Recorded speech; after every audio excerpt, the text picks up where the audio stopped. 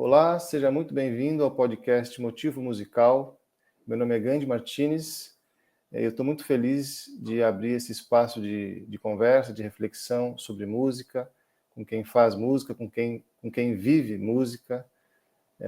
E é uma honra muito grande ter o professor, compositor e pesquisador Acácio Piedade como primeiro convidado, né, no episódio inaugural aqui desse programa. O professor Acácio Piedade é natural de Itapeva, São Paulo, estudou composição na Unicamp com Almeida Prado, foi aluno de Damiano Cotzella, Conrado Silva, Hans Joachim Kohreuter, tem mestrado e doutorado em antropologia, com suas pesquisas sobre a música dos povos indígenas da Amazônia, realizou pesquisas de pós-doutorado na Universidade de Sorbonne, em Paris, e na Escola Superior de Música Franz Liszt, em Weimar, na Alemanha. É compositor premiado, suas obras vêm sendo apresentadas em concertos e festivais por toda a América Latina e Europa, interpretadas por importantes solistas, conjuntos e orquestras. É professor titular aposentado do Departamento de Música da Universidade do Estado de Santa Catarina, UDESC, e atualmente reside em Lisboa. Seja muito bem-vindo, professor. Obrigado, Gandhi. Um prazer estar aqui no seu programa, inaugurando, uma honra. Obrigado. Beleza, professor. Então, nosso papo aqui vai girar em torno da sua carreira, né, como músico, como pesquisador, né? E eu gostaria de começar pelo início, que é como que você resolveu que iria entrar nesse universo da música, se tornar músico, e quando que você decidiu que seria compositor, especificamente? Uhum. Eu comecei na música muito cedo mesmo, muito cedo. Eu nem me lembro direito. Quando me dava por gente, já tinha um violãozinho e já estudei violão clássico. A primeira coisa que eu estudei, né, minha mãe me colocou no violão clássico. Minha mãe foi uma influência porque ela estudou piano, ela tinha ouvido absoluto e é uma pianista que não quis que eu estudasse piano logo me colocou no violão porque ela sofreu muito com o estudo do piano, com o professor bravo, com martelinho no dedo, tudo. Então ela me botou no violão. E eu estou sempre com o violão criando música. Eu não sabia que eu já criava, né? Então eu inventava discos assim. Na minha infância, curti muito rock and roll, rock e tal, né? Então eu inventava um disco, desenhava a capa do disco, inventava a banda e inventava as faixas, né? As composições, e aí tocava, ficava criando em casa, assim, falando aquele inglês que não é inglês, né? De criança.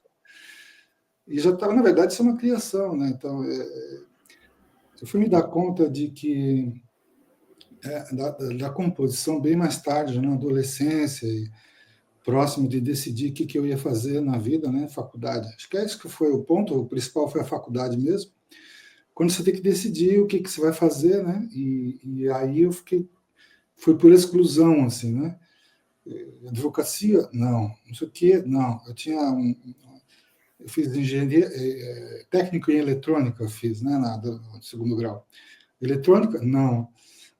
Enfim, não, mas o quê? Então, só sobrou realmente aquilo que eu realmente vinha fazendo desde pequeno, que era música, e eu não tinha me dado conta que era isso, né? Aí caiu, assim, a ficha, aí eu falei, vou ser músico, né? E composição é ótimo, é isso que eu quero, vou compor, vou fazer arranjos e compor, criar música, escrever, tocar. E foi assim, então, que eu decidi. Aí entrei na Unicamp, né? No primeiro vestibular que eu fiz, já entrei lá na Unicamp, e pronto, aí fiquei em casa. Desde então estou em casa. E a Itapeva, onde você nasceu, é próximo da Unicamp ali? Não, nada a ver. Eu saí de Itapeva, eu nasci lá, e tem raízes lá, família antiga, né? Até meu bisavô se chama Cássio Piedade, e tem uma escola lá chamada Cássio Piedade, enfim. Mas eu fui para São Paulo, né? Eu fui criado em São Paulo já desde cedo, com 3 anos já fui para São Paulo, 3 ou 4 anos fui para São Paulo. Então eu vivi na capital, né? Ah, sim. Em que bairro que o senhor morava lá? Santa Cecília, né? Ah, Na legal. rua Veridiana. Que legal. Bem, bem legal lá. Eu fui criado por ali também, ali Ah, perto. Eu fui criado ali perto também, ah, ali é? na Bela Vista, Não é longe, pertinho. bem pertinho. Legal, professor. Então, você estudou com Almeida Prado, né, que é um super nome da música brasileira, né? E eu gostaria de saber como que era essa relação, assim, dele como professor, né? Porque todo mundo conhece ele como compositor, mas como professor são poucos, né, que conhecem. Né? Não, ele deu aula para muita gente, né? Bastante, muitos alunos passaram pela Almeida Prado, né? Na Unicamp. Uma pessoa que é basicamente um grande coração, assim, sabe? Essas pessoas que são muito do coração, assim, são muito querida mesmo, né? Ah, e bastante intuitiva, bastante criativa, inventava coisas e criava, compunha nas aulas e muito positiva, assim, de nos dar muitos estímulos, assim, né? Uhum. Nas aulas dele, sempre tocando bastante no piano, ele era um exímio pianista, leitor de partitura no piano, então ele lia todos os exercícios de composição que ele pedia, ele lia, às vezes até difícil de ler por causa da escrita, porque naquela época a gente não usava, né, os editores aí digitais da atualmente, era na mão mesmo, né? Então vinha aquela, às vezes difícil de ler até pela escrita, né? Mas ele dá um jeito, ele sempre lia então, e já ia falando e lendo, e também trazia coisas de casa para mostrar, tocava no piano, obras para piano, obras de câmara, obras orquestrais, tudo no piano, ele ia lendo para a gente, né? Porque também não tinha, assim, não me lembro muito de ter exemplos, assim, na aula de composição, não me lembro muito dos exemplos de sonoros, assim, de áudio, era mesmo piano, papel e lápis e borracha, né? E conversa, e partitura, muita partitura. Ele trazia, às vezes, alguma coisa que ele estava escrevendo naquele momento, assim, para vocês ouvirem, tipo, estou escrevendo aqui alguma coisa, leva para os estudantes dar uma olhada? Não, não, mas eu lembro de a gente ter perguntado sobre. Naquele momento estava acontecendo gravações das cartas celestes, né? Lá, e a gente pediu para ele. Eu me lembro de uma ou duas aulas, a gente pediu para ele tocar, trazer para a gente partituras e explicar cartas celestes, né? Mas Sim. ele não era assim, tinha que pedir, né? Beleza, professor. E Mas isso ele influenciou. tocava muita coisa, de um repertório assim, de muita, muita gente. Sim, E foi ali que eu conheci o Messiaen, né? Ele mostrou muitas obras do Messiaen e tocou também. Ele estudou com o Messiaen, né? sim. O Messiaen. O professor Almeida Prado ele também estudou com aquela professora super famosa, esqueci agora o nome dela, francesa, Boulanger. A Nadia Boulanger, acho que sim, acho que sim. Acho que ele estudou com a Boulanger também, né? Se não me Naquela engano, sim. época, acho que todo mundo que passava ali por Paris estudando composição passava por ela, né? Sim. A classe da Nadia Boulanger. Maravilha, professor. Eu queria saber um pouco, né? Se você pudesse falar sobre o seu processo criativo, né? Que é sempre um foco, né? Um tema central quando a gente fala de composição, o tal do processo criativo.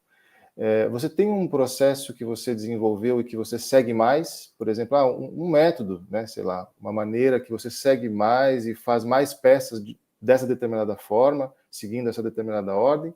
Ou depende da peça, ela vai surgindo de uma forma diferente? Como é que é esse processo? Não tem um processo.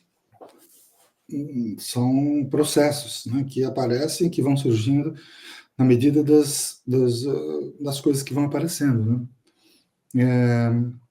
Quando eu estou bem, vamos dizer assim, alinhado com uma ideia musical, mexendo com ela, e tenho ideias assim de composição, acabam surgindo um conjunto de composições e criações que tem esse motor, vamos dizer assim, né?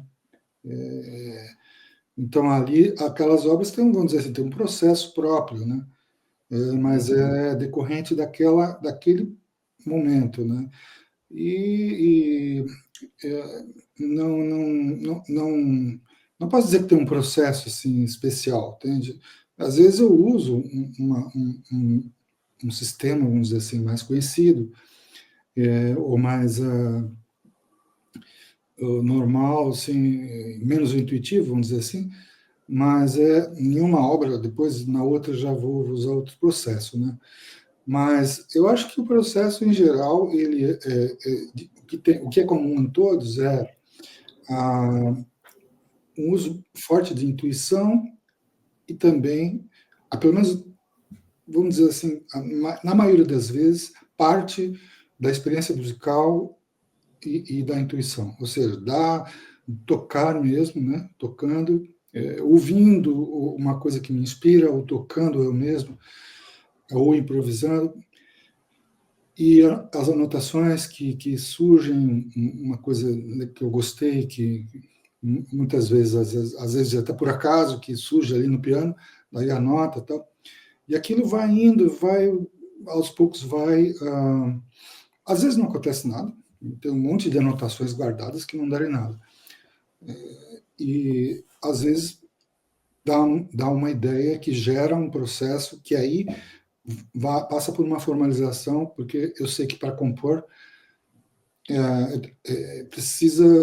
você tem que acabar formalizando, ou seja, instituindo um programa de composição, planejamento, porque senão, pelo menos para mim, aquilo dura pouco, né? Então eu preciso mexer, revirar, estender no tempo, esticar aquilo lá, para poder virar uma composição que tenha um mínimo de duração, para que intérpretes possam se interessar em tocar. Sim. Isso se conecta justamente com essa ideia do planejamento da música, né? Eu sei que você, professor, tem um apreço pelo conceito de tempo, né? Que, obviamente, todos os compositores deveriam ter, porque a música é uma arte temporal, né? Ela se dá no tempo. Mas eu sei que você tem o seu planejamento, ele lida bastante com essa questão do tempo, né? Mas provavelmente também, como o senhor está falando, com uma ideia, né? Que você persegue, um conceito, talvez, algo desse tipo, ou talvez uma atmosfera que o senhor queira estabelecer ali, né? Propor. Como é que funciona esse planejamento e os materiais? Como é que você vai escolhendo esses materiais, né? Quanto tempo um dura, quanto tempo o outro dura e tudo mais, né? Bom, todo compositor mexe com o tempo, né? Então, essa é uma questão teórica que fascina todos, né? Não tem nenhum que tem uns que se dedicam mais a estudar e a propor textos, teorias do tempo tal, específicas, né? Tem livros sobre questões de tempo, do tempo para o compositor, né?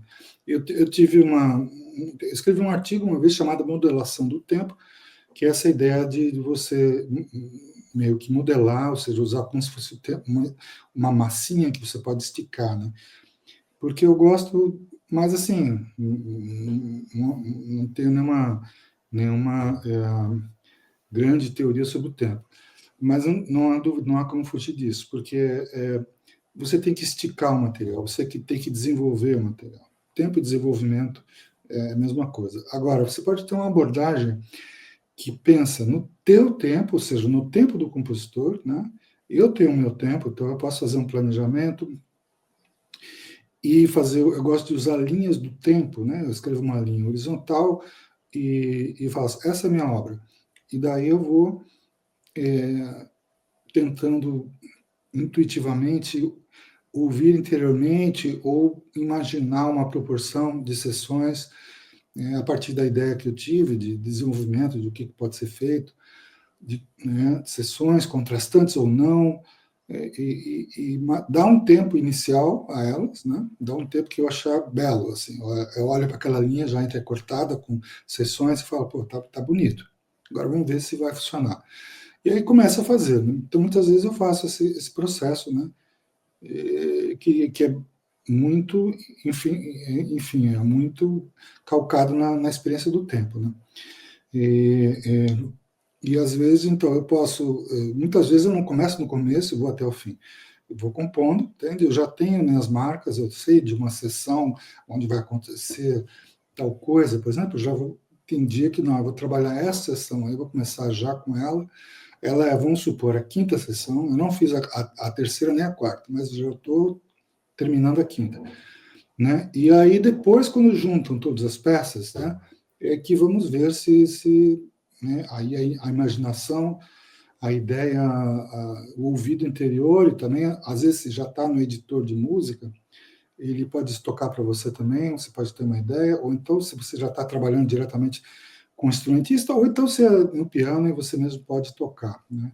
Você já pode ter uma noção se aquela linha do tempo, da forma como você entrecortou, se ela está funcionando ou não. E ainda sempre, dependendo do deadline, que é uma coisa que eu queria falar depois, é, você vai poder mexer aquilo até chegar numa forma definitiva, que nunca você vai ficar 100% satisfeito, porque a gente é insatisfeito, né? Mas é uma forma para terminar aquilo, para botar ponto final, né? Então, essa é um das formas de formalização, de uso do tempo, né? Quando eu falei do tempo do compositor, porque também tem também o tempo do ouvinte, né? E isso você pode parar para pensar também, poxa, e vamos colocar no lugar do ouvinte. Vamos supor que para mim está ótimo esse tempo aqui. São 15 minutos de Dó maior, né? Vamos supor. Estou achando legal. Só que se eu me colocar no ponto de escuta do ouvinte, eu posso, poxa, mas isso daí eu não sei, não. Isso não vai funcionar muito bem. É lógico que aí depende de uma série de coisas, inclusive retórica, musicalidade, comunidade, cultura, enfim, né? Então é complexo, né? Então por isso é melhor você misturar todos esses papéis e terminar a sua obra e ver o que dá quando for tocada, né? Sim. O deadline, aí tem outro tempo aí, né, também, que é o tempo que você tem para fazer, né, É, às vezes, né. Não é sempre que a gente pode eu, compor a esmo, assim, né. é, infelizmente, eu sou acometido das vítimas, vamos dizer assim, do sistema de trabalho, né? Capitalista ou não, assim, do sistema de que nós estamos aqui para trabalhar, para cumprir tarefas, e é isso tudo, a vida é isso, né? Sim. Então, eu preciso de um deadline, eu funciono com deadline, né? Tá bom, eu tenho que fazer isso, tá, ok. Mas até quando? Né? Porque se não tem até quando, aquilo fica, fica, fica difícil de fazer, fica Ficar em difícil. aberto, né. Então, a deadline, para mim, infelizmente, me sinto mal com isso, porque, enfim, mas funciona. Sim. Eu achei interessante que o senhor falou de, às vezes você vai fazer uma sessão, mas você faz, por exemplo, a sessão 5 antes da 3, antes da 4, né? Isso é É, muito interessante, porque tem algumas técnicas de escrita de texto, né? Por exemplo, roteiro de filme, ou de texto mesmo, de um conto, um romance, que seja, que alguns autores sugerem que a gente faça um exercício que é, você pensa no desfecho que você quer, né? E aí você constrói a história para chegar nesse desfecho, né? uhum, Da melhor maneira, se você quer que surpreenda, se você quer que seja algo trágico, para aumentar o impacto de seja lá o que você queira passar, né? E eu acho que na música também pode ser isso, né? Por exemplo, você quer um clímax, criar um clímax específico ou propor uma atmosfera específica, e como que você vai chegar lá? Às vezes você já pensou na atmosfera que você quer, mas como é que você leva a pessoa até lá, né? Essa é uma maneira de justamente. pensar, né? Justamente. Você tem que ter algum lugar para ir, né? Isso. Senão fica todo mundo perdido, Construir. né? Senão você fica vagando e a não ser que essa seja a proposta, né? Ficar vagando sem nexo, né? Sem, Sim, sem, sem destino, vamos dizer assim, né? sim. Mas talvez é mais difícil, né? Quando você tem um lugar para ir, mesmo que você já pode construir esse lugar, hum, pelo menos provisoriamente, assim, né? Deixar já como é que ele é, e daí você pode ir para ele, né? E a vantagem é que aí você pode imaginar, tá, eu quero um caminho gradual, ou eu quero um caminho que surpreenda, ou então eu quero um caminho que seja abrupto, um salto, mas eu chego lá de qualquer jeito. Então você tem opções para caminhar, né? Sim. Até o seu lugar. E daquele lugar, para onde mais você vai? Aí você já é o fim da tua composição, ok, mas pode não ser o fim. Porque isso eu acho que é o processo para todas as sessões, né, da sua composição. Quando você vai fazer uma composição grande, sei lá, um negócio que dura 15, 20 minutos, para vários instrumentos, você tem que fazer isso, porque é muita coisa para lidar, né? E você tem que saber para onde você está indo, né? A cada momento, né? Sim. Para poder ir desenvolvendo direitinho conforme aquilo que você imaginou, né? E quando surge os bloqueios, professor, os famosos bloqueios criativos, como é que você tem alguma receita aí para ajudar os compositores? Ah, tá. O A maneira bloqueio. com que você lida com isso, né? Se você deixa rolar até voltar, ou como é que funciona isso? Ou o senhor não tem Bloqueio. bloqueio? Tenho, sempre. Inclusive agora, né?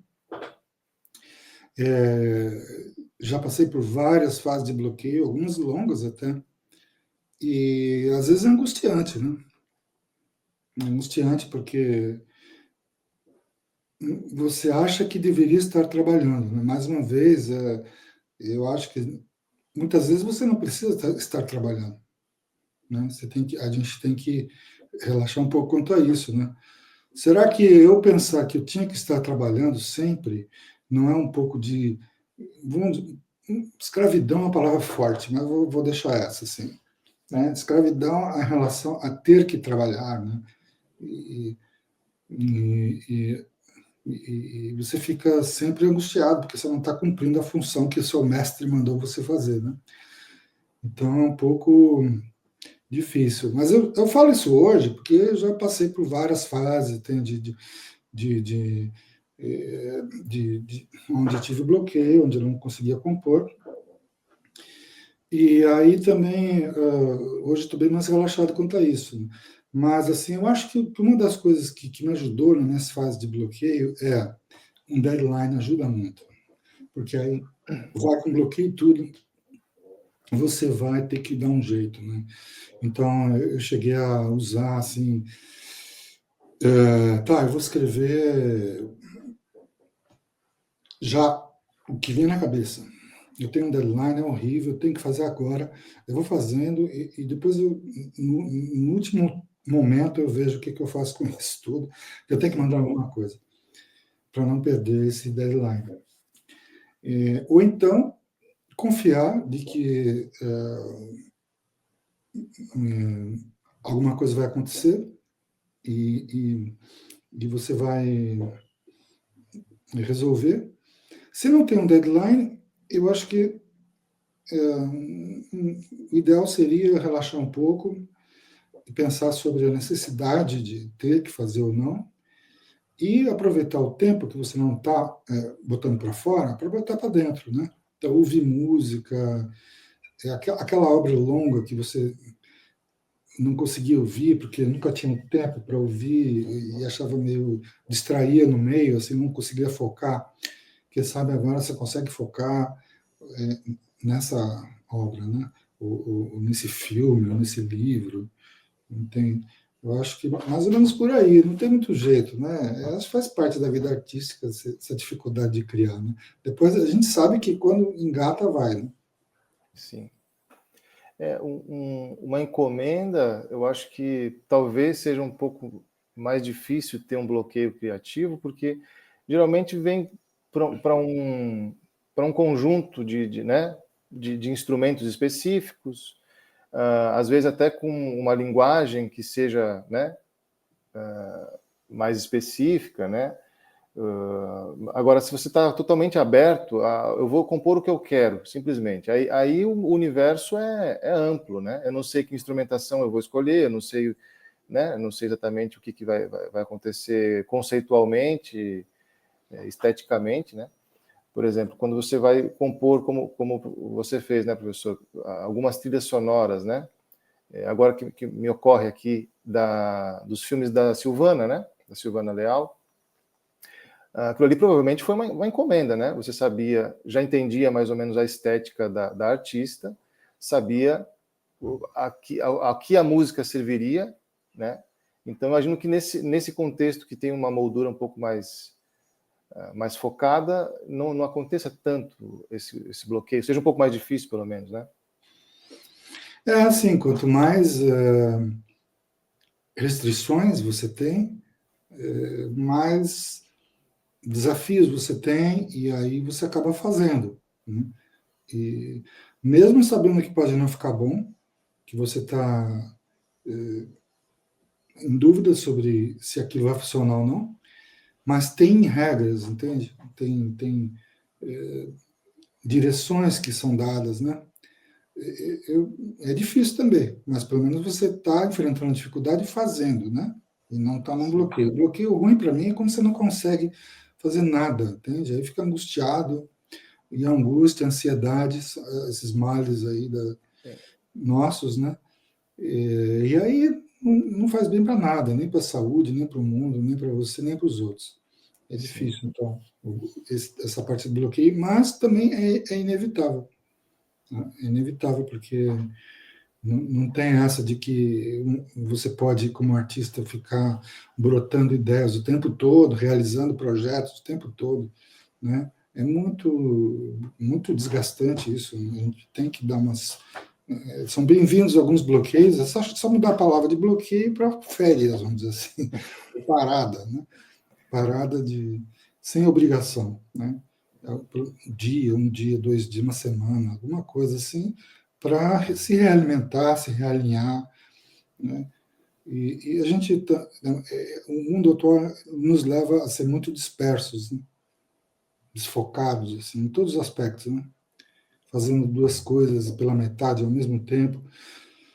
Então, é uma oportunidade de você se centrar, né? E fazer uma coisa bem focada, né? Que é respirar, ou meditar, ou caminhar, ou ler um livro, né? Enfim, como eu falei, ouvir uma coisa com muita presença, né?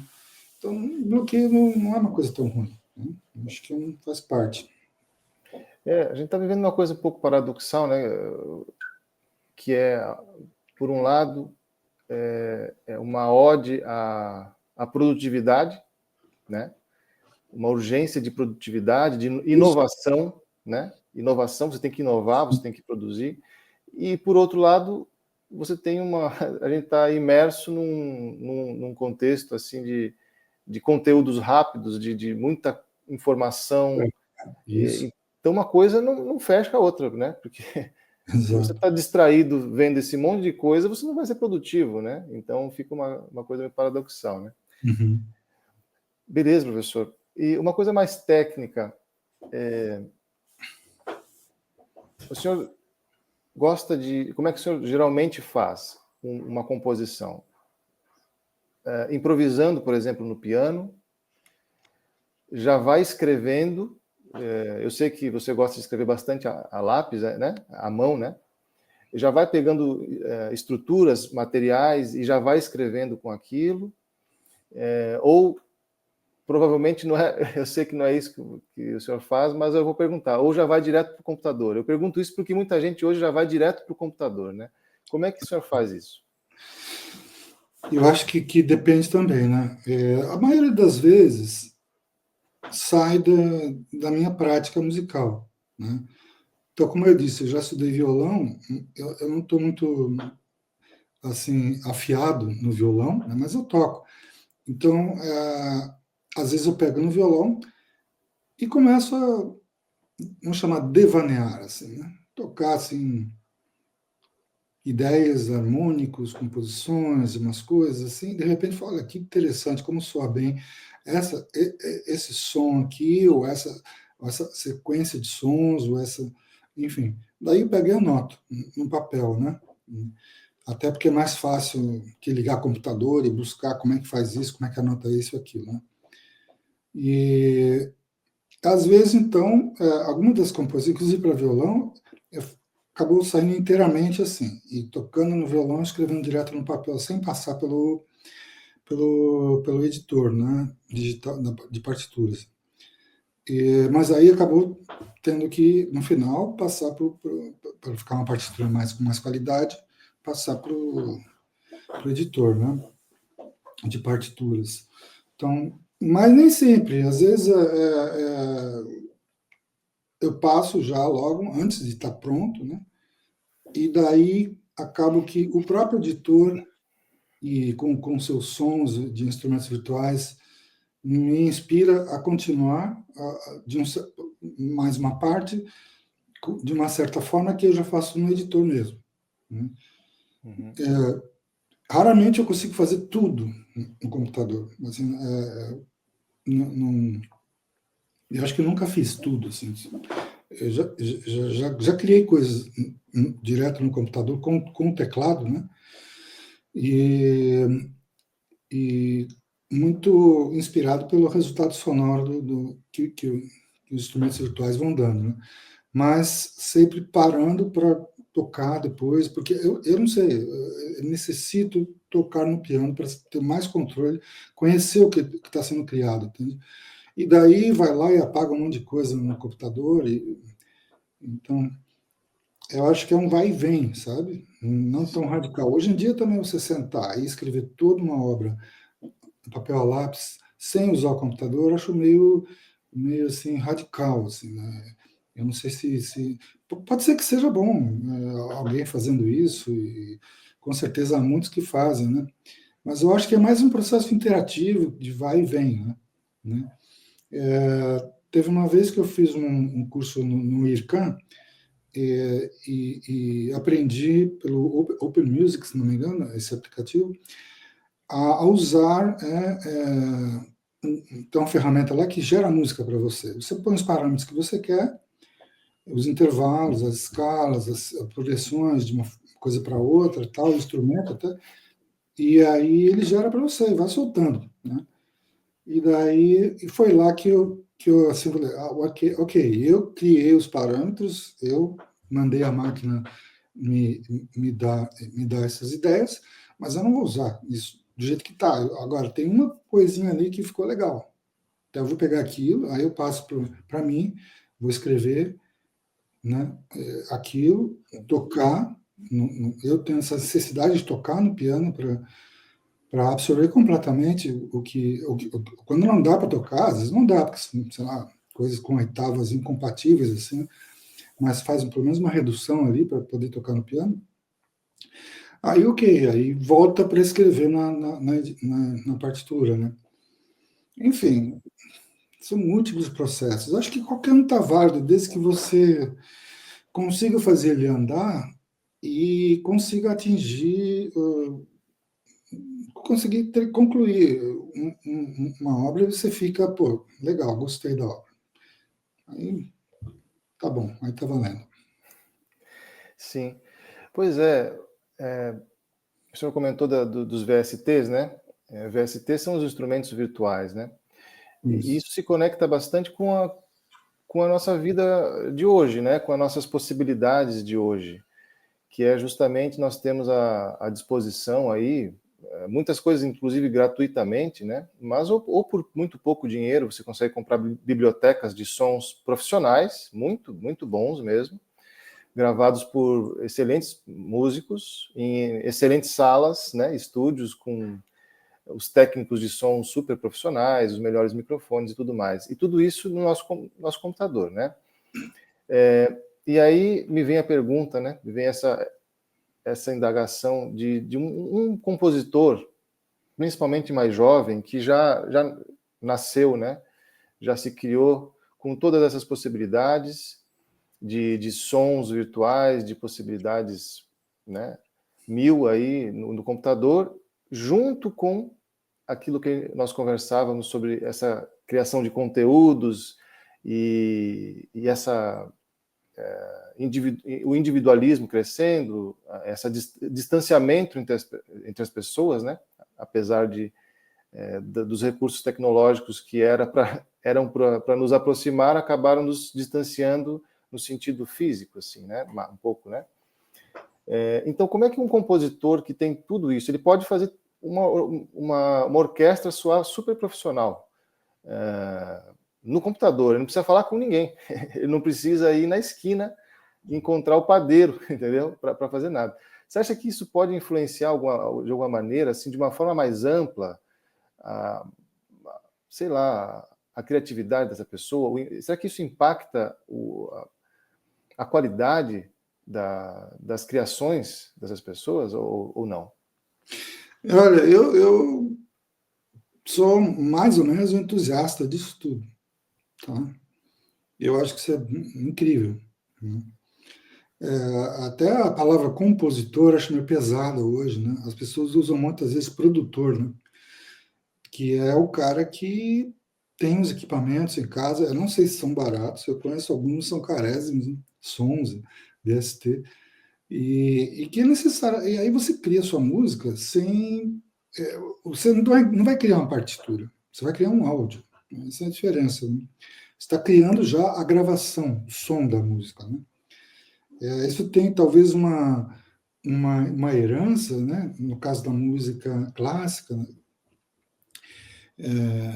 Isso tem uma herança aí na escola da eletroacústica, né? Música concreta, eletrônica, eletroacústica e tal, onde o compositor já cria direto pronto para ouvir, está pronto, missão do músico, né? E hoje tem isso aí, eu acho incrível. Agora, tem muita gente criando.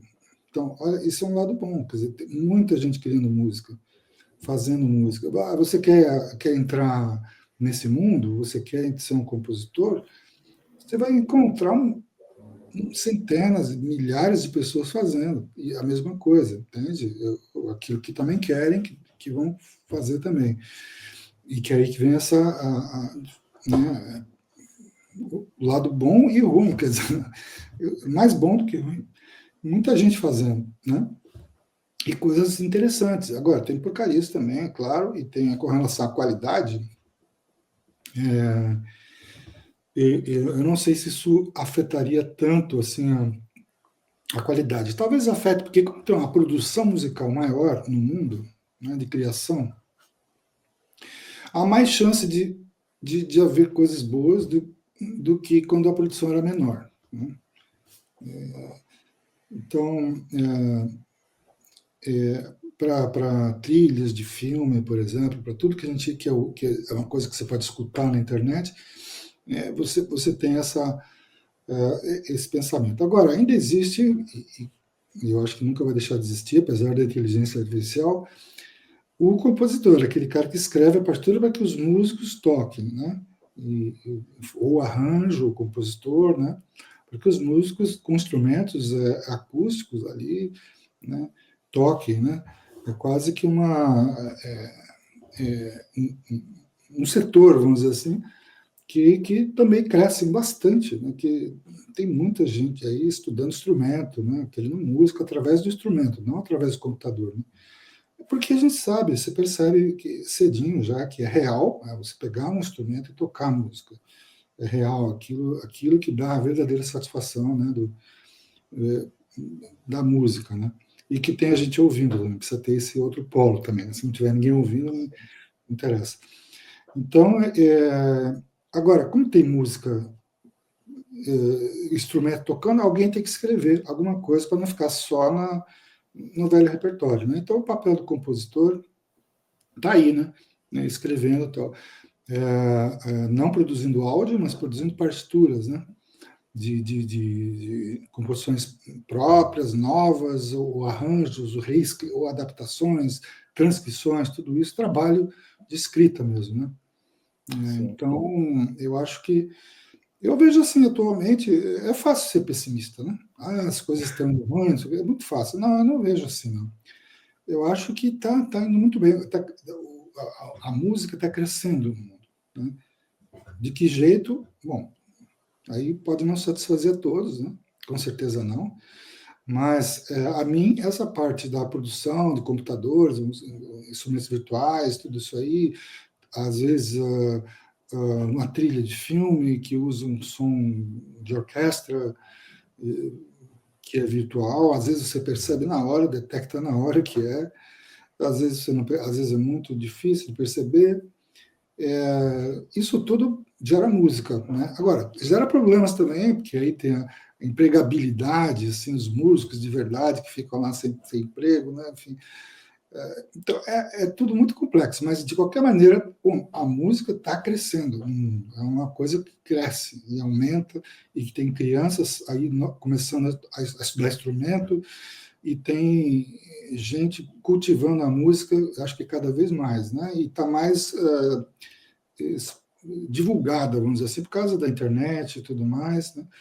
Lógico que tem muita porcaria, claro, tem muita coisa que você não vai gostar, nem eu, e tem coisa que você vai se surpreender, vai achar, uau, que coisa incrível, né? O importante para mim é que a música, e na verdade, quase, acho que as artes, né, estão assim, muito fortes, presença forte no mundo, né? E isso, quanto mais, melhor. Sim. Eu uso também, claro, VSTs.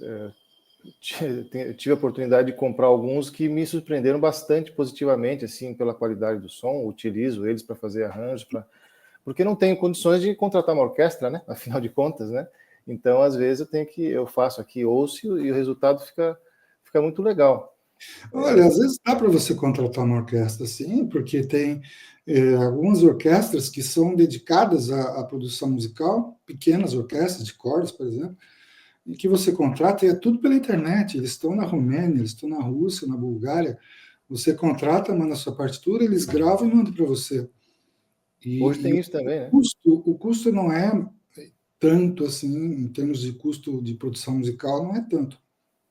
Sim, hoje além de tudo, tem isso também, essas coisas boas, né? De você contratar um músico no outro lado do mundo. Eu Uhum. tenho um amigo que trabalha aqui em Florianópolis, né? Ele trabalha com gravações do mundo todo. Ele é trompetista, ele faz o arranjo, ele toca trompete, toca flugelhorn, então ele mesmo toca e manda já mixadinho, bonitinho para a pessoa. Exato. Muito legal, isso Tem é muitas ótimo. técnicas, né? Tem estúdios que tem músicos que tem. Eu já vi esse. Ele tem um quarteto de músicos, pessoas, né? E tem um VST muito bom de cordas. Então ele pede para os instrumentistas, por exemplo, um quarteto não, um trio, né? Violinista, ele vai tocar aquela linha de cordas umas 3 vezes. Ele grava para dar aquele Uhum. phaser, né? Que mostrar que não é só dobrar uma vez. E aí, no fundo, ele coloca um monte de instrumento VST, de orquestra, né, de string orchestra, e você ouve aquilo, como o VST é muito bom, mas ele coloca os reais, instrumentos reais na ponta da escuta, é difícil perceber a diferença, às vezes, né? Parece que tem uma orquestra de cordas tocando aquilo, né? Eu já vi isso em algumas produções aí de pop, jazz, tal. É incrível. É interessante. Bom, tá valendo, né? Porque não dá também para você ficar contando com a orquestra, chamar sei lá, eu preciso de uma linha de violino, quero aquele som de violino de orquestra, eu tenho que chamar aí, pagar 20 violinistas para tocar uma linha com algumas aberturas, tal, tal. Fica uma fortuna, né? Sim. Isso é um jeito de usar um humanizer, né? Essa palavra que é inventada no software de música, né? Humanizer, que você deixa mais humano, mas nesse caso o cara levou para outro nível, né? Ele botou pessoas mesmo tocando, né? Você sabe que tem um caso agora super mega recente de inteligência artificial, professor, que me ocorreu agora, mas, cara, é muito bacana. Você sabe que está tendo um problema com a cidadania italiana. Não tem nada a ver com música, né? Mas está tendo um problema com a cidadania italiana que foi colocar um decreto-lei aí que meio que acaba com a cidadania italiana. E aí, entre os ítalo-descendentes, está um rebuliço, né? Porque que não aceitam, tal, então eles estão fazendo alguns protestos, algumas coisas desse tipo. E teve um rapaz e ele fez uma música, colocou na internet e virou o hino, vamos dizer assim, dessa luta contra esse decreto-lei. Aí eu fui ouvir, claro, a música, né? E aí eu ouvi a música, estava super legal, extremamente bem tocado, tal, um cantor muito bom, letra excelente. Eu falei, nossa, mas tem alguma coisa esquisita, não sei. Pode ser que isso aqui seja de inteligência artificial. Aí eu entrei em contato com esse rapaz, e ele falou, sim, eu utilizei uma inteligência artificial para fazer a letra, coloquei num aplicativo para fazer a música, aí eu gravei a minha própria voz, ele falou, eu canto desde pequeno, em igreja e tudo mais, gravei alguns samples da minha voz, e ele fez tudo. Eu decidi quais instrumentos utilizaria, violino, piano, tal. Cara, ficou uma música com cara de música italiana, sabe aquelas músicas italianas dos anos 60, assim? Ficou com cara daquilo, e uma letra muito bonita, e aí virou o hino, cara, virou o hino dessa luta aí contra esse decreto-lei. E é uma música de inteligência artificial. Pois é, esse assunto está na pauta, né? Na crista da onda, né? E, inclusive, aqui na Europa está se discutindo muito, na França está tendo colóquios, enfim. O pessoal sabe que isso é uma nova realidade que está se impondo no mundo da música, né? E ainda é muito cedo para ver o que é que vai acontecer, a gente não sabe, né? Alguns acham, né, que no fundo a inteligência artificial é positiva, mas que não vai, e que vai preservar alguns núcleos duros da música, como esse, da necessidade do instrumento, de tocar o instrumento, né, da madeira do violão, enfim, para ter um contato real com a música. Então, a inteligência artificial não vai conseguir penetrar inteiramente e dominar tudo, né? E tem outros que acham que não, que vai acabar com tudo, inclusive a composição. Para que pagar um compositor se eu tenho um negócio que cria tão bem quanto, e ele vai ler, ele vai poder criar a partir de uma análise que a máquina faz de um repertório muito maior que cabe na cabeça de um compositor, né?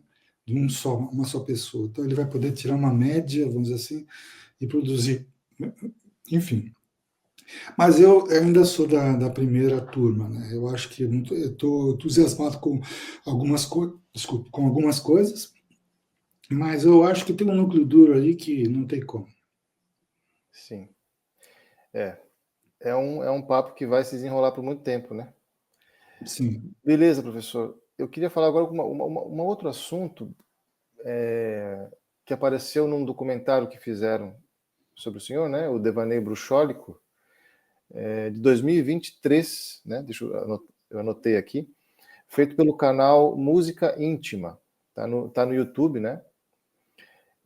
E ali fala-se um pouco sobre a sua vida como músico, como pesquisador, né? Como antropólogo e tudo mais. E em algum momento ali você fala sobre uma coisa que me interessou bastante, que é às vezes você diz que invoca a sua sombra para compor. E aí eu fiquei pensando nisso, caramba, como você bem sabe, eu fiz um mestrado todo sobre o sombrio na música, né? Aí eu falei, poxa, o professor invoca a sombra, daí você falou que essa sombra era um pouco mais incisiva, um pouco mais violenta, um pouco mais, né, mais pé na porta.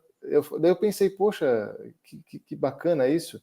E eu pensei, será que quando a gente se coloca numa posição de meio de ator, sei lá, a gente encarna uma persona, encarna uma consciência outra que a gente, como se fosse um personagem mesmo, né? E tenta ver algum assunto por outro viés, como que isso pode influenciar de verdade a nossa criação? Né? Você acha que isso realmente influencia, que a gente consegue sair daquilo que a gente estava acostumado e ir para outros lados que não o usual? Olha, quando eu me referi ali no filme, me lembro bem do que eu estava tratando, né? Não é bem a questão do sombrio, né? Sim. Mas é a questão mais psicológica, né? do conceito de Jung, né? O sombra seria aquele personagem que todos temos na segunda teoria junguiana, né? Ela está no inconsciente e ele uma personagem, não é bem personagem, é você, uma parte de você que é feita de coisas que você rejeita, vamos dizer assim, o seu consciente rejeitou ou censurou, né? E, então é uma espécie de Frankenstein que é feito com essas rejeições. Geralmente são coisas que você não gosta, né? Então quando você olha uma pessoa e fala, essa pessoa eu não gosto porque ela tem esta questão, essa qualidade aqui, eu não gosto disso. Então, pode crer que no seu sombra vai ter você com essa qualidade, né? Que você rejeita, né? Só que o sombra não é inconsciente. Então, eu já vi aparições do meu sombra em sonhos, né? E eu qualifiquei como sombra, né? E o que eu quis dizer na composição é meio que, talvez, a expressão chutar o pau da barraca, não é isso? Uhum. Quando você está um pouco cansado do seu procedimento, você fica um pouco cansado e fica um pouco, não aguento mais isso, estou muito comportado, estou muito correto, estou seguindo o roteiro, eu estou muito, sei lá, romântico, melódico, ou eu estou muito seguindo uma técnica, e dá aquela vontade de chutar assim e soltar uma explosão de coisas sem controle, assim, né? É isso, então geralmente para mim, normalmente isso são coisas, momentos que dão um impulso, assim, que eu uso improvisação, que eu uso, deixo de controlar por um momento cada nota, as relações melódicas, harmônicas, rítmicas, eu vou soltando coisas, escrevo com um pouco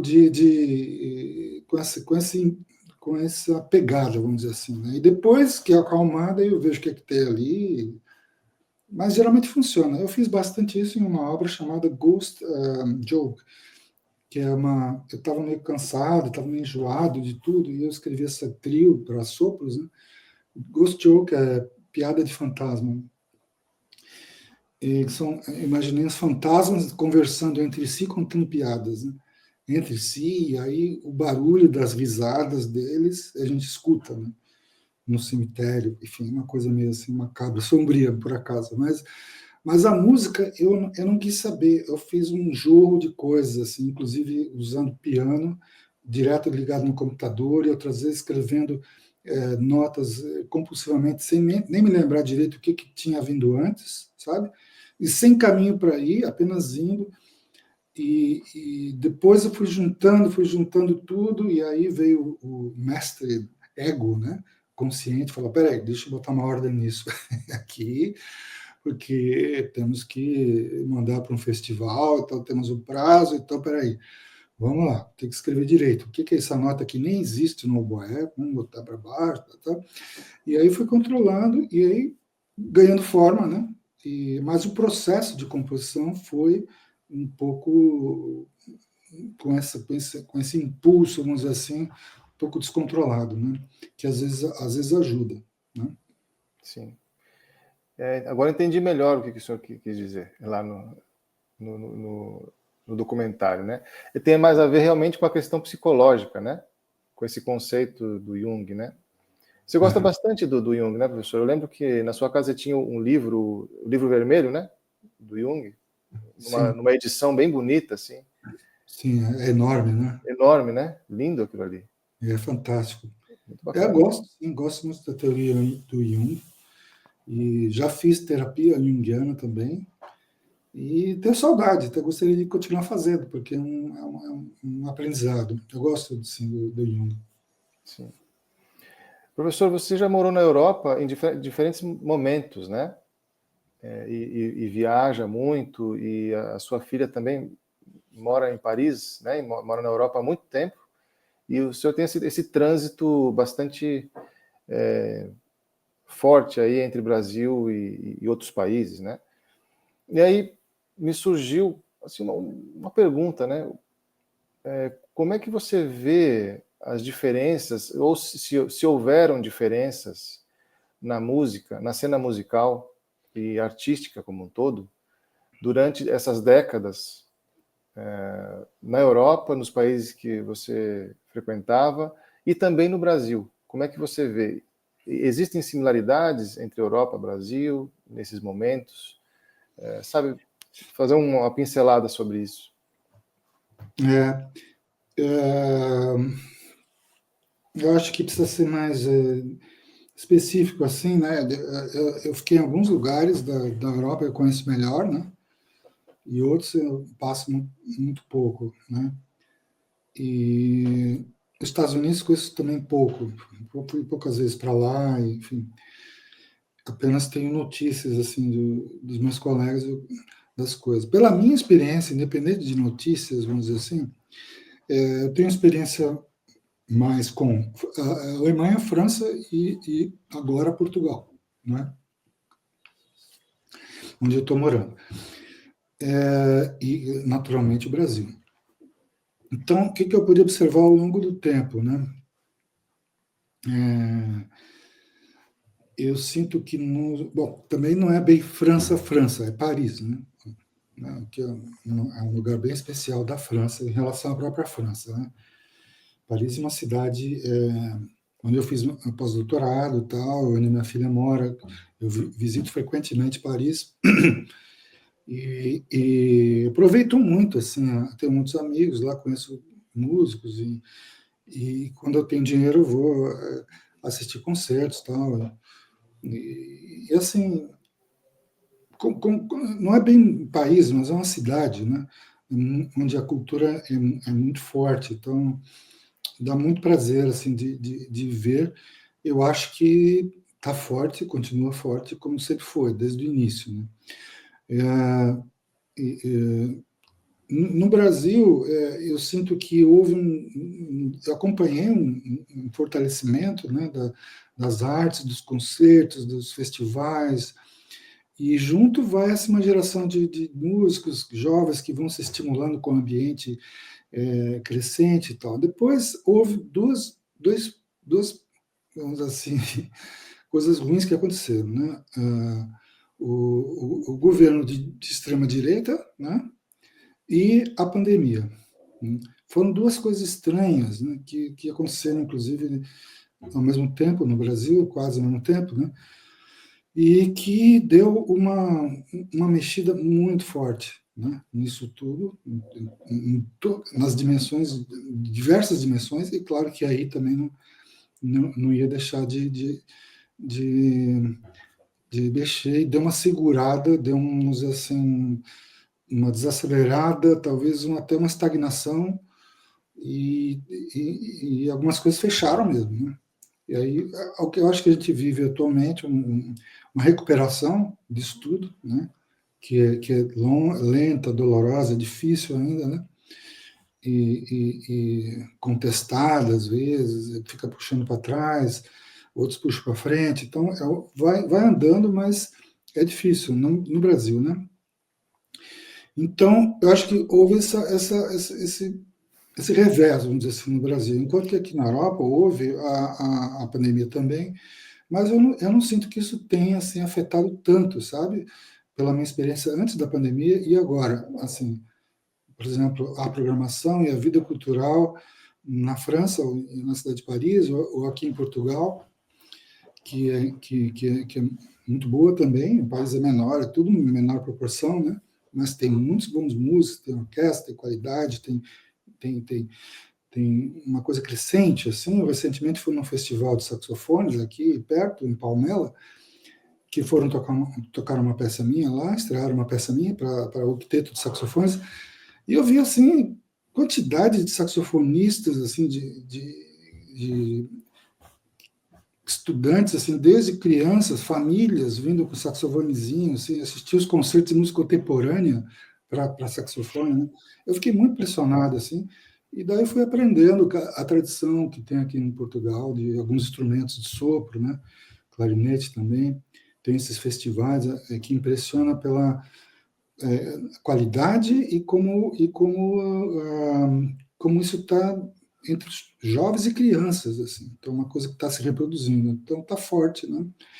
E acredito que no Brasil a gente está começando a melhorar agora, né? Recuperando alguns festivais, alguns programas, né? Alguns grupos, e com isso eu acredito que vamos sair dessa e vamos voltar a um bom desenvolvimento da música e das artes no Brasil e de tudo, na verdade.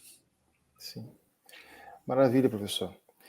É bom, né? Não é tantas pessoas que tiveram essa oportunidade durante as décadas ter esse trânsito, né? E frequentar os locais culturais, né?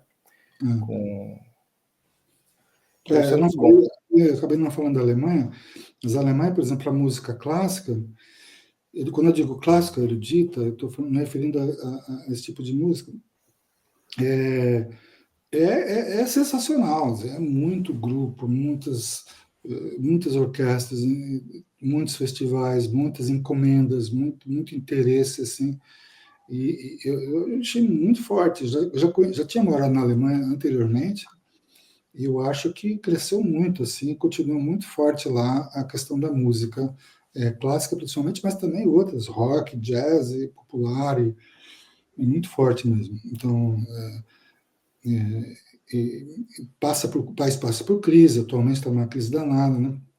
Aqui as coisas estão muito em crise, mas pelo menos ainda não veio uma onda retrógrada, né? que talvez venha, tá? Corre o perigo, que afete as artes, entende? Que afete assim, o desenvolvimento artístico, a liberdade artística, né? Sim. E questão de estética, assim, se o senhor vê alguma mudança de como era, por exemplo, a primeira vez que você morou na Europa, na Alemanha, era nos anos 80, professor? É isso? Assim que eu terminei a graduação, é, eu, estimulado, eu tive umas aulas com o Kohreuter, fazia aulas até frequentemente com o Kohreuter, e eu acabei indo para morar na Alemanha, né? Isso foi em 86, 7 e 8. Morei na Alemanha e na Áustria. E 9 também. Sim. Nesse período aí, né? Mas aí eu não me lembro direito, assim, eu ficava ali. Eu moro em Colônia, em Viena, então, na Áustria. Então, também fiz muita música popular e aprendi línguas, falar alemão. Então, não dá para ter uma ideia assim comparativa nesse aspecto, entende? De quando eu voltei já professor, tanto para fazer como pesquisador, entendeu? Muito mais ligado à produção musical, enfim. Sim. Aí depois você foi se dedicar a ser professor, né? Pesquisador e tudo mais, né? Não digo logo depois, mas nos anos 90 já, né? Sim, essa história talvez seja interessante contar, porque eu voltei da Alemanha para o Brasil, eu e a amiga, minha companheira, a gente queria ter filho e não queríamos ficar na Europa, né? E na Alemanha. E resolvemos voltar para o Brasil para ter filho, né? E, enfim, viver no Brasil, com saudade também, depois de 3, 4 anos lá. E aí veio para tá, não tem que trabalhar, né? Lá a gente estava trabalhando, eu trabalhei basicamente com música popular e aulas de música, né? Na Alemanha.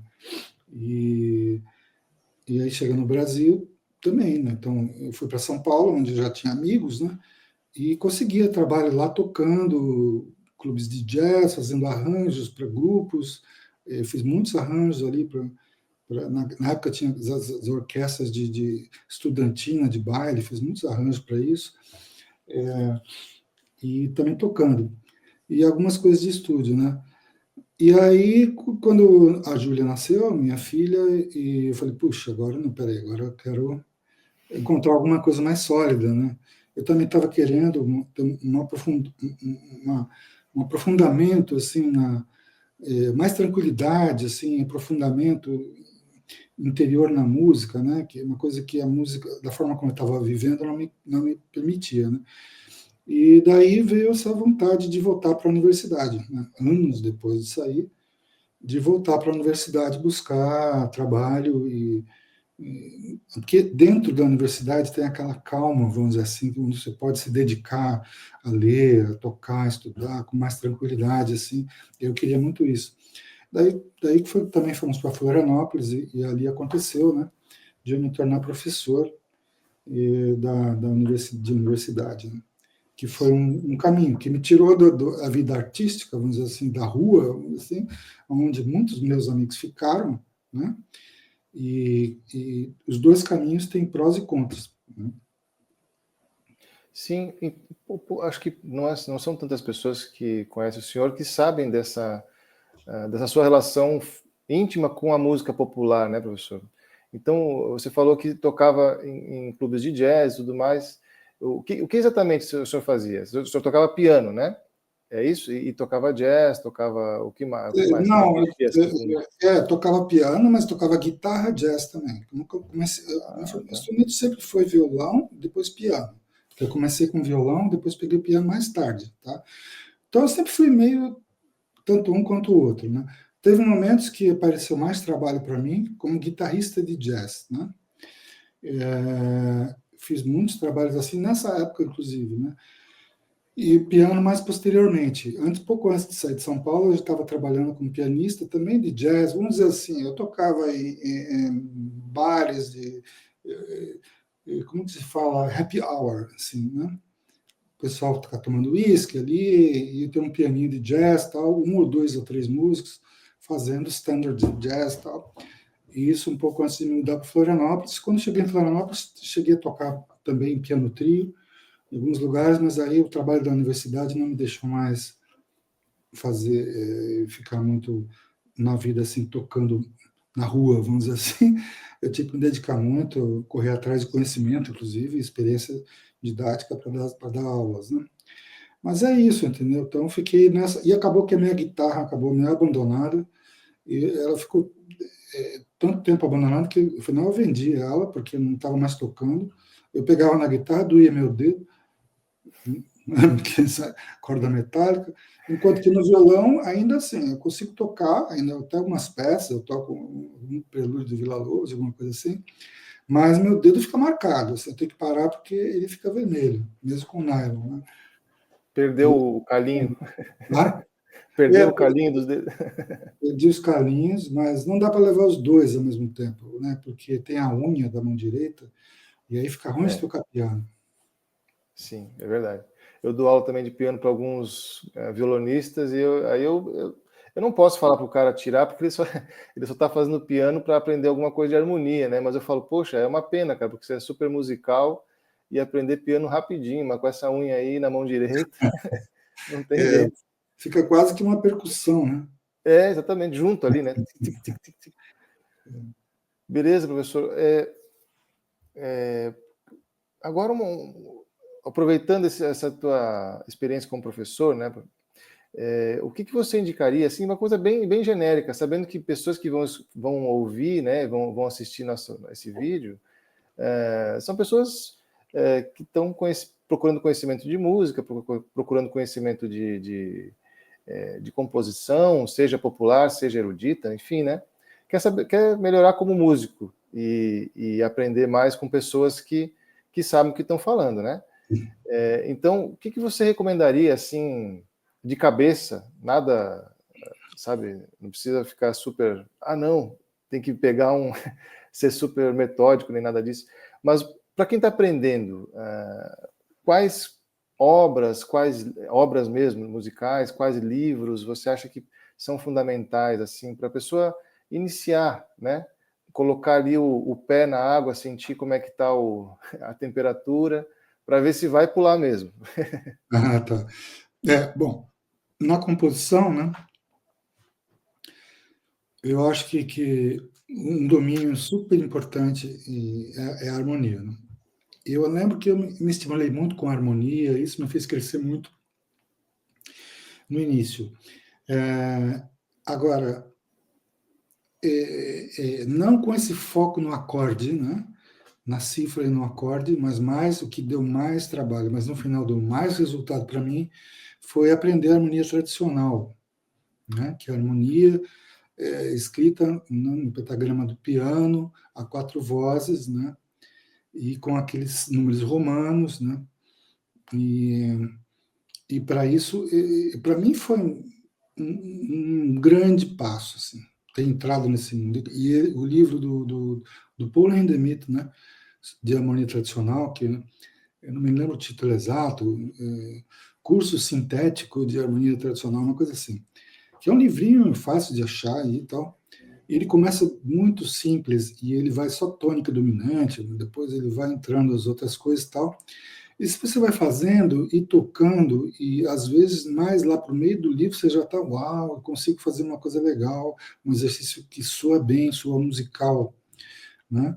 Então, para mim, sei lá, eu recomendo centrar nesse mundo da harmonia, né?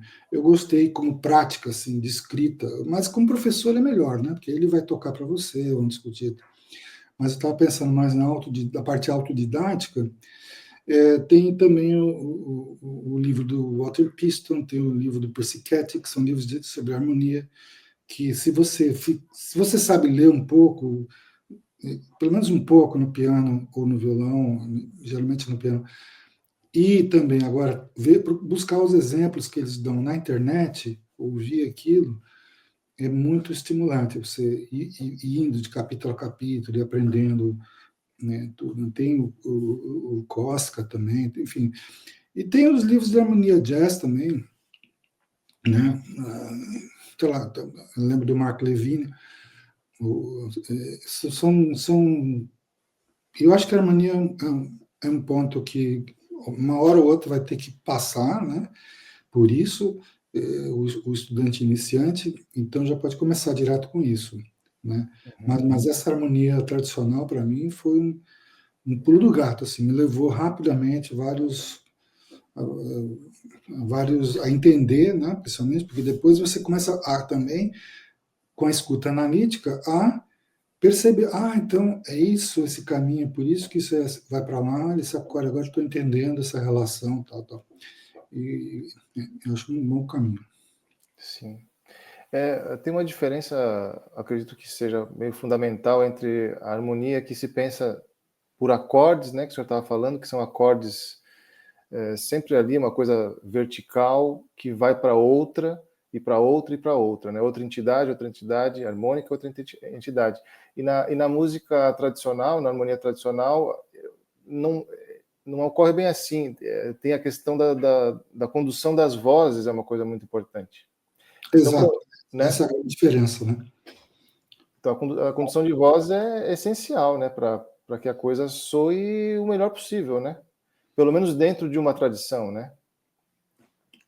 Dá um controle que você vai controlar, ao invés de ficar colocando blocos de voicings, assim, de acordes, você vai buscar condução de vozes, e cada voz tem um passo para dar, para contribuir para caminhos harmônicos, que podem ser extremamente complexos também. Não tem que ser simples, não. Então começa simples, né? E às vezes, mais lá para frente, para o meio do livro do Hindemith, até o final, nos últimos capítulos, são harmonias que já estão beirando assim uma harmonia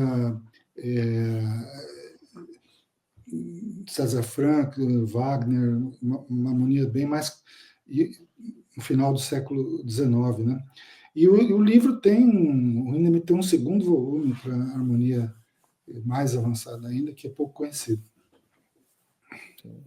O Hindemith, para quem não conhece, é um compositor, né, ali do começo do século XX, né, professor?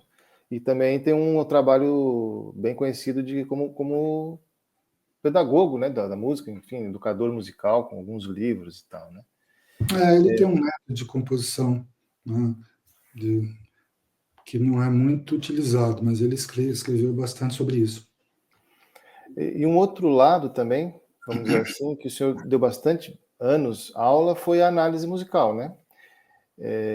Qual que é a importância, para quem não sabe, sabe, o estudante fala, poxa, vou ficar aqui analisando música, cara, para que serve isso? Né? Qual que é a importância da análise musical para quem compõe, professor? É essencial, na verdade é isso. Aprendizado, se aprende composição analisando, né? Sem análise não tem ensino de composição, né? Pelo menos é o que eu penso, né? É, análise e composição são dois coisas que são aparentemente distantes, né? Mas que na verdade é uma espécie de cobra que come o rabo, né? Então, através da análise de obras, você vai poder vislumbrar como é que a sua obra pode ser, como é que o pessoal faz, como é que se cria isso, né? Deixa eu ver, eu gosto disso, né? Então eu quero parar e olhar, estudar isso aí para ver como é que foi feito, o que, que tem ali que eu gosto. Aí você se apropria daquele conhecimento analítico, né, no seu repertório e que lá dentro vai retroagir quando você vai soltar para fora conteúdo, vamos dizer assim, que é você vai compor, mesmo sem lembrar daquilo, aquilo está presente no seu vocabulário. Então, para mim, é essencial. Além de dar muito prazer, né? A análise não tem que ser uma coisa dura, assim, muito difícil, muito complexa, muito. Ela pode ser, assim, em alguns momentos onde você quer ter um foco maior, mas ela pode ser muito prazerosa também, mas assim até beirando a apreciação musical, né? Porque ali quando você gosta muito de uma música e você fala, pô, por que que eu gosto disso? Por que que eu acho tão legal? Quando chega o fim, eu fico, que demais, quero ouvir de novo. Aí você pode ter essa apreciação mais, entre aspas, superficial, ou mais para ver, por exemplo, como ela flui no tempo. Se eu ficar parando, vendo cada corda, analisando sessões, eu não consigo ver isso, né? Então, tem várias formas de fazer análise, né? Mas, de qualquer maneira, quando você analisa uma coisa que você gosta, que você está querendo descobrir um segredo, uma coisa que tem ali que você quer pegar para você, só com análise mesmo, né? Tem que fazer. Então, análise e composição é isso. Agora, se você tirar a análise do ensino da composição, vai fazer o quê? Aí você escreva esse motivo musical aqui em, durante 1 minuto a 3 vozes. Vai ficar chato, entendeu? Você não tem referência, não tem base analítica nenhuma. Entende? Aí, nesse caso, por exemplo, um motivo musical a 3 vozes durante 1 minuto, se você analisar algumas invenções de Bach, ou sinfonias de Bach, pronto, já vai te abrir um horizonte de coisas que dá para fazer em 1 minuto com 3 vozes, né? Com um motivo. Sim, a análise é fundamental, né? Você já vai direto no ouro, né? Já vai direto no que é feito de fato, né?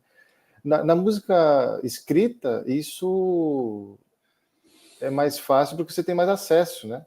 A, a notinha por notinha, expressão por expressão, né? Articulação por articulação que está sendo utilizada, porque você tem a partitura, né? Mas você também pode utilizar isso para música popular, né? É possível aprender a analisar uma música, por exemplo, só auditivamente. E o que poderia ser apreendido auditivamente, assim, apenas? Sim, eu incorporei nos últimos anos que eu dei curso de análise alguns conteúdos de análise oral. Tem até alguns livros sobre isso, oral analysis, com algumas indicações de caminhos, né? Livros não me lembro dos autores, mas é uma coisa que, vamos dizer assim, entre análise e apreciação musical, que é essa área de que, vamos dizer assim, uma área, né? Onde você fica ouvindo música, basicamente, explicando para as pessoas o que está acontecendo, e muitas vezes de forma poética, e ouvindo música, né? Então tem um caminho ali que você pode se desprender da partitura. Então, haja partitura ou não, né? Porque às vezes música popular tem partitura também, né? Mas haja partitura ou não, você pode fazer uma análise a partir de uma gravação, porque aí a análise oral é preciso ter um material que você vai analisar, que é uma gravação, né? Você não vai analisar uma obra ao vivo. você vai ter que gravar. Vai ser uma análise muito rápida, porque você não vai conseguir, depois que terminar, lembrar de tudo que você sentiu, depende do tamanho, claro, da duração. Mas você grava aquilo e vai ouvindo e vai concluindo, medindo o tempo, por exemplo. E às vezes tem coisa assim que você pode achar, pô, eu não gostei muito dessa gravação aí de jazz, de, sei lá, tal pianista gravou um standard de jazz, não gostei, né? Achei chato, por quê? Aí você, através de um estudo analítico, você pode ver que às vezes a sessão de improvisação ficou longa demais, você queria menos, assim, você achou chato porque tinha um improviso chato, muito longo, ou então porque improvisou só um instrumento. Eu me lembro do Bill Evans, né, tem uma das músicas que eu gosto bastante, que é uma composição dele, que eu me esqueci o nome agora, mas que quando termina a exposição do tema, você fala, nossa, que bonito, agora vai vir aquele solo maravilhoso do Bill Evans, né? E aí um solo de baixo longo, que é um bom solo, mas para mim foi, assim, eu queria pular direto para o solo do Bill Evans, porque afinal é o Bill Evans trio, o Bill Evans compositor, enfim, mas é jazz as pessoas improvisam, né? Então eu percebi que, através de um pouco de análise assim rápida, que era esse, pelo meu gosto, isso é uma coisa que eu concluo, né? Então, dá para fazer análise assim também. Algumas peças de orquestra, você pode analisar, por exemplo, quanto tempo dura é, uma sessão que tem um tutti, todo mundo tocando, e depois tem um solinho, você pode ir dividindo a obra através da escuta, não da partitura, né? Então dá para analisar assim, bastante coisa. Sim. Beleza, professor. Vamos partir para um outro local, uma outra faceta do professor, que é a da pesquisa, né? E o senhor está lançando agora um livro, né? De ensaios, né? De trabalhos que foram aí publicados ao longo da sua carreira. O livro se chama Ensaios Reunidos, Perspectivas Musicais e Antropológicas, que saiu em 2024 em português, 2025 em inglês, é isso? Exatamente.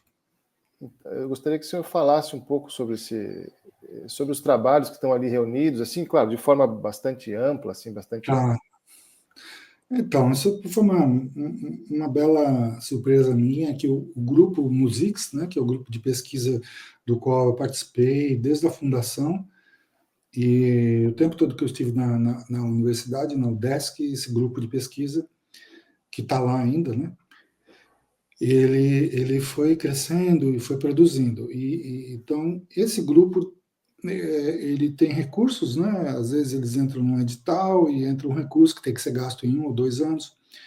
Isso já foi feito várias vezes, isso em algumas outras ocasiões, né? E nessa última vez, eles resolveram dedicar a fazer livros, né? Então, eles produziram um livro com obras do Gramani, um livro de partituras, né? Um livro com artigos de estudantes, né? E, para minha super surpresa e alegria, um livro com os meus artigos reunidos, artigos que já estão publicados, né? Mas que estão dispersos, né? Aqui e ali. Então, eles me pediram para escolher alguns, sugeriram alguns, e aí e fizeram o livro e ainda uma versão em inglês do livro. Então, foi uma coisa que eu sou muito grato assim, ao grupo por essa honra, né, de ter esse livro, graças à decisão do grupo, né? Então, eu escolhi os artigos que foram publicados em um intervalo longo, se não me engano, desde 2003 até 2020, quer dizer, muitos anos, né? Que são os períodos que eu fui produtivo na UDESC, né? E artigos publicados em revistas brasileiras, estrangeiras também. Então, os temas são, você tem lá questão da retórica, das tópicas, né, análise de significado musical, Você tem também um artigo sobre jazz brasileiro, que foi uma pesquisa que eu fiz e que acabou repercutindo bastante, o pessoal gostou, então eu botei lá também. O conceito de fricção, de musicalidades.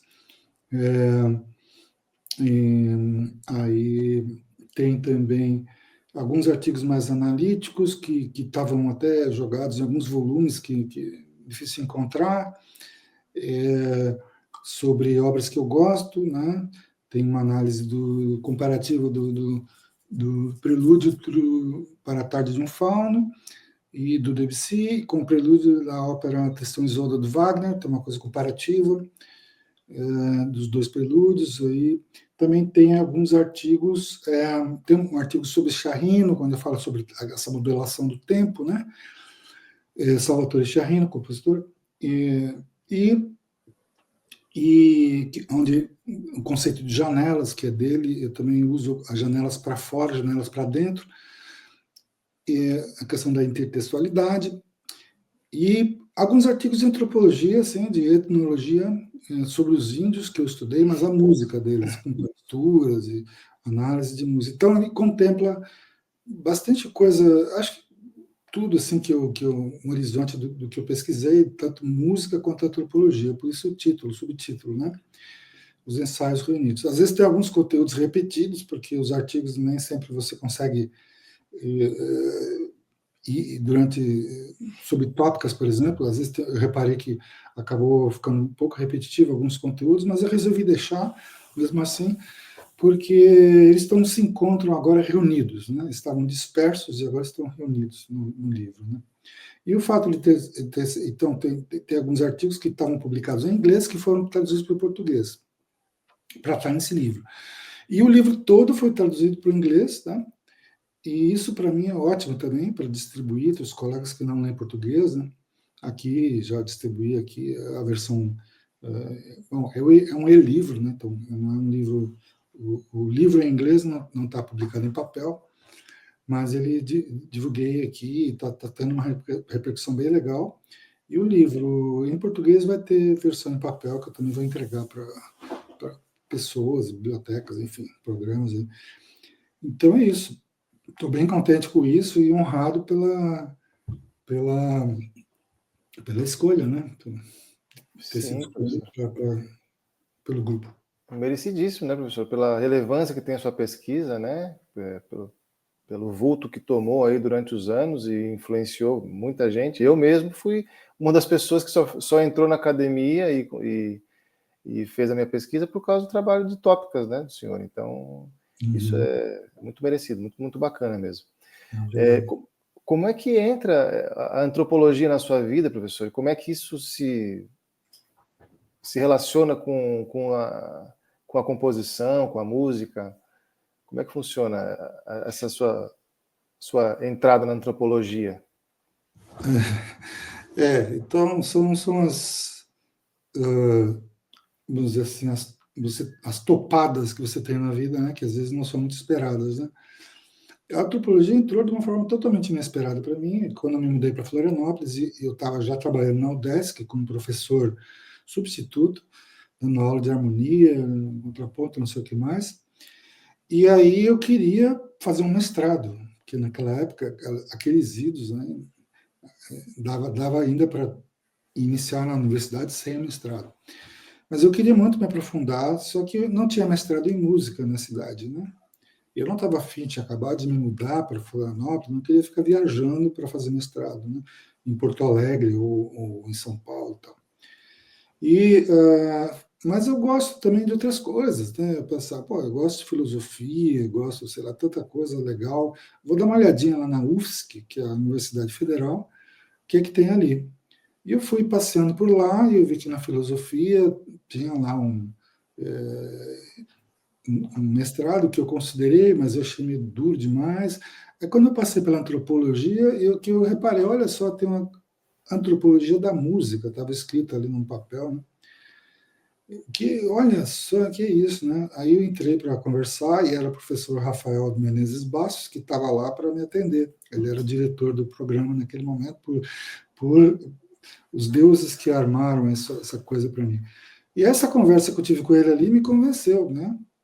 Que o Rafael, como não sei se todo mundo sabe, mas ele é o pioneiro da antropologia da música no Brasil. E ele ter formado em música, né? Composição, inclusive violão, composição. Então ele sabia bastante de música, sabia o que estava fazendo na antropologia, né? Da música. E aí, rapidamente me convenci de que deveria prestar as provas, consegui entrar. E foi assim. Então foi quase que uma tropeçada assim no corredor que, ops, o que é isso aqui, antropologia?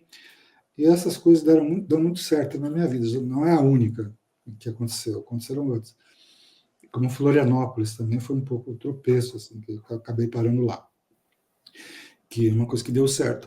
Então, é isso. Aí, a antropologia, eu estudei bastante, me fascinei pela antropologia, pelas ciências sociais, pela antropologia, e foi muito difícil o mestrado, porque eu tive que fazer praticamente uma graduação junto, né, porque eu não tinha lido os clássicos e tal, mas foi muito envolvente, e no mestrado já fui para a Amazônia. Rafael já me convenceu de que a música indígena era uma coisa que merecia muito ser estudada, que era totalmente desconhecida, assim, do ponto de vista que um olhar que um músico preparado poderia dar, né? E eu fui lá, então, e já comecei a estudar, fazer transcrições e análise de música indígena, e depois continuei empolgado no doutorado, e é isso. Então, agora, paralelamente ao conhecimento sobre música indígena e a complexidade daquela música, que eu tentei mostrar, principalmente no doutorado, como assim, a arte sutil que tem ali, que se esconde na repetição, na suposta repetição, e o trabalho musical mesmo, motívico, de composição mesmo que tem ali. Paralelamente a isso, também me alimentei muito dos conceitos antropológicos, né, do relativismo cultural, enfim, uma série de coisas que me deram uma orientação para a vida, vamos dizer assim, né? Então, mesmo que eu estava numa aula de análise, falando sobre Mozart, analisando uma sonata de Mozart, alguma coisa da antropologia sempre vinha, né? Ainda que de uma forma muito sutil, porque é uma coisa que me influenciou muito mesmo, e ainda hoje, apesar de não estar assim, mais pesquisando nessa área, é uma coisa que me fez crescer muito e está presente, né, na minha vida. Sim. E aí, outra parte dessa tua pesquisa é sobre as tópicas musicais, né? E agora pensando num todo, né, professor? Você falou sobre essa questão da antropologia, música, obviamente. Aí tem a questão da música popular, que o senhor já foi fortemente também envolvido, né? Faz parte também da tradição disso, né? E aí vem as tópicas musicais e depois a aplicação disso na música brasileira. Então, quer dizer, a antropologia está aí dentro também, né? Porque você tem que ter uma noção muito forte de comunidade, do que é, né? E tudo isso. E da música popular, e da música erudita, e de tudo isso, né? Eu vejo como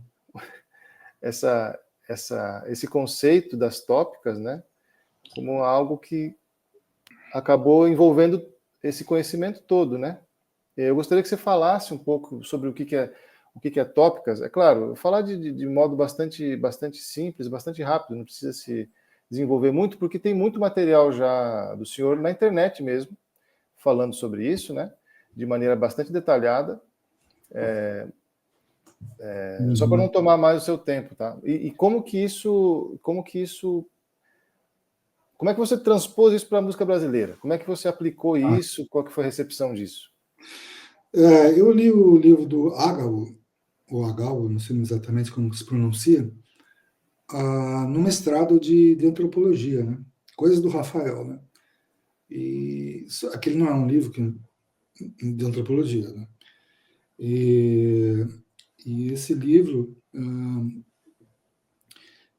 sobre tópicas, né?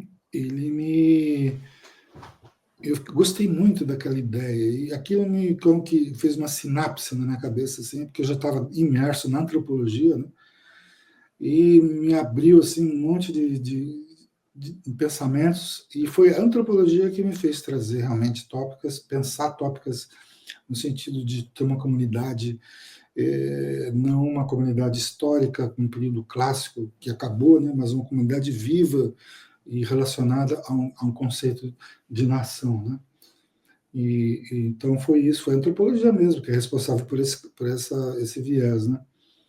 E, e também eu comecei a fazer perguntas para alguns amigos músicos, né? E já estava assim com uma técnica antropológica de distanciamento, vamos dizer assim, de conversar com amigos músicos, como que entrevistando, assim, me perguntando coisas que, na verdade, eu sabia responder, mas eu queria ouvir como que eles falavam, e eles até estranhavam, assim, por que eu perguntava, né? Certas coisas, tipo assim, por que que isso aqui soa nordestino para você? Por que que isso se relaciona ao Nordeste? Você sabe, porque usa mixolídio e tal. Né? Mas assim, porque eu posso usar o mixolídio e não tem nada a ver com o Nordeste. Mixolídio é um modo grego, ele, inclusive, né? Né? Por que que? Então, a forma de dizer as coisas, né? Os conceitos que vinham daí, então tem tudo a ver com antropologia, né? Uma análise do discurso, assim, de quem você está analisando, o conceito de nativo, né? O diálogo, né? E tudo isso foi me levando a essas tópicas, né? Que eu fui centrando nessas tópicas. Por exemplo, eu descobri essa questão da referência a uma musicalidade antiga do Brasil, as modinhas, esse lirismo, né, que está presente, que está ainda nas gerações, quando eu estava pesquisando, né, na geração das vovós, vamos dizer assim, que cantavam essas melodias assim, sempre com muitos ornamentos tal, e que remetiam a um tempo antigo, que era um tempo mítico, na verdade, quase que mitológico, assim, assim como nas sociedades indígenas. Então eu fui coletando o que produzia isso, né? E eu chamei depois de tópicas época de ouro, que é apenas um nome aqui. E foi assim como tem essa que está clara para mim, deve ter outras. Então eu fui alargando, cheguei a um certo número de tópicas, né? E isso teve uma repercussão. Eu publiquei um ou dois artigos na época e foi para mim totalmente inesperado, assim, a recepção que teve, né, muito forte, assim, e discussão, debate, assim, e gente que também não concordava, porque uma coisa que o pessoal mais da análise assim, não concordava é, tá, mas por que que isso aqui, quais são os critérios que levaram a encontrar isso aqui como tópica tal, isso é totalmente subjetivo, sabe? Poderia chegar numa outra conclusão. Então tinha essa discussão, e que eu participei bastante numa certa época, mas me sentia assim que a maioria das pessoas que me davam apoio, assim, percebiam que eu estava falando de um conceito de comunidade, não é um conceito de um analista, né? É uma coisa de uma comunitária, de uma visão comum, assim, que justamente tem super a ver com as tópicas, né? Uhum. Quando a gente vê os conceitos que o senhor apresenta e vai escutar a música e é músico ou nem músico, né? Dá para perceber isso claramente, né? Assim, fica muito claro, na verdade, que aquilo ali está dentro da música, entendeu? É um pouco difícil de refutar, né? Beleza, professor. Eu gostaria de fazer uma última pergunta para a gente fechar, porque a gente já está aqui há um tempão, eu perdi um pouco Você vai ter que tá isso aí. Vou ter que rever para os próximos podcasts, talvez não pegar a tarde inteira do Aí convidado. procura um relógio, É, um cronômetro. só saber, eu gostaria de saber, professor, quais são assim as principais obras, ou artistas, ou compositores, não precisa ser necessariamente de música, pode ser livro, literatura, assim, algumas obras que você acha que foram muito importantes e que te influenciaram mais assim na tua carreira como artista, como compositor. É difícil dizer como artista, como compositor ou como pessoa, né? Quando se fala de livros, né? Então, eu li muito Thomas Mann, por exemplo, eu li quase tudo dele. Para mim foi uma coisa muito importante, uma certa época que estava me formando como pessoa, né? Mas eu não sei se tem diretamente a ver com composição, apesar do Dr. Faustus, né, que é um livro que trata de música também, um dos assuntos, né? Mas mais diretamente de música, bom, eu sou meio, vamos dizer assim, alguns vão achar antiquado, vamos dizer assim, né? Mas eu gosto muito do Stravinsky, né? Eu ouvi muito essa gravação, analisei o Lenos, que é uma obra que não é essa gravação, mas eu gostava muito, aquela coisa étnica, assim, russa, do campo, o casamento dos camponeses, né? O Lenos é fantástico essa obra. E eu ouvi muito Mozart também. Eu sempre gostei do Mozart. O que eu gostava no Mozart, eu não sabia. Tempos depois, com as tópicas, eu vinha a perceber o que era, que era esse caráter operístico, né? Parecia que as melodias eram cantadas, atravessavam dramas, e que era maior, de repente fica menor, aí volta a ser maior. Você fica sempre, é muito expressivo, muito bem feito. O Bartók eu ouvi muito também, que o Bartók tem parece que diz coisas, as composições dele estão sempre dizendo algo, né? Narrando uma coisa, né? Debussy, que é fantástico, né? Principalmente o Prelúdio Tristão e Isolde, que eu vi muito, desculpa, o Prelúdio do Fauno, eu vi muito isso aí, analisei, usei muito nas aulas de classe, de cursos de análise, mas também os prelúdios e as obras orquestrais, e as obras de câmara também da última fase. Que mais? Aí do jazz, eu vi muito jazz, eu gostava muito, e foi importante para mim, o Wayne Shorter, por exemplo, com as composições dele, sempre achei, gostei muito do Miles também, mas o Wayne Shorter era especial, sempre estudei as composições dele do ponto de vista até analítico, assim, para entender como é que aquilo funcionava, né? Tem muito, né? Tem que parar uma hora de falar. Perguntar esse tipo de coisa é difícil, né, professor? Escolher alguns, né? Maravilha, professor. Então, como é que a gente acha, né? Eu vou colocar tudo, todos os sites, as referências que o senhor falar e as que o senhor não falar também, que eu for achando que o senhor permitir, eu vou disponibilizar aqui na descrição, né?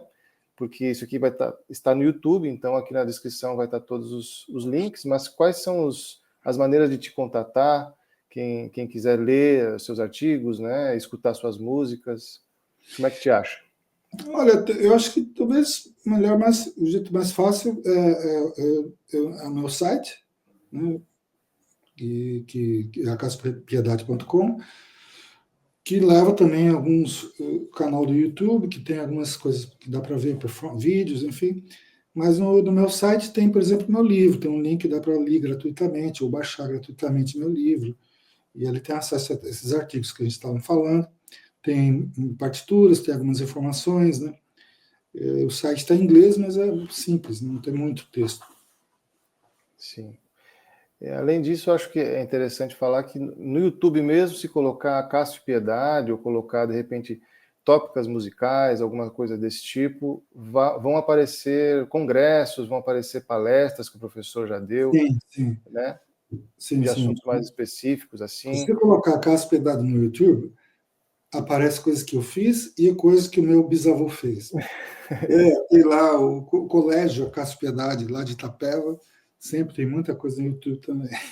Então de repente, aparece uma apresentação musical das crianças lá do Exatamente. colégio, né? É. Maravilha, professor. Obrigado, professor. Obrigado mesmo por ter aceito participar desse episódio piloto. Eu fiz questão de convidar o senhor para ser o primeiro, pela importância que o senhor tem, que eu atribuo ao senhor na minha formação, na minha vida acadêmica e artística. Então, eu fico realmente profundamente grato pela sua participação. Obrigado. Poxa, eu que agradeço, muito obrigado e fico contente de ter participado da sua formação, né? Um cara tão legal, importante como você também, que tem uma inserção muito interessante no mundo musical aí em Santa Catarina e no mundo, talvez, né, aos poucos, né? E espero que você, depois do doutorado, continue também atacando, vamos dizer assim, de acadêmico, né, fazendo artigos, publicando, participando de congresso, né? Quem sabe um concurso, né? Você está agora na universidade também, eu fico contente de fazer parte do seu currículo aí. Muito obrigado Obrigado. pelo convite para ser o piloto aqui também, super legal. Maravilha, obrigado. Então, esse aqui foi o primeiro episódio do podcast Motivo Musical com o professor, compositor e pesquisador Acácio Piedade, e nós nos vemos no próximo episódio. Até lá.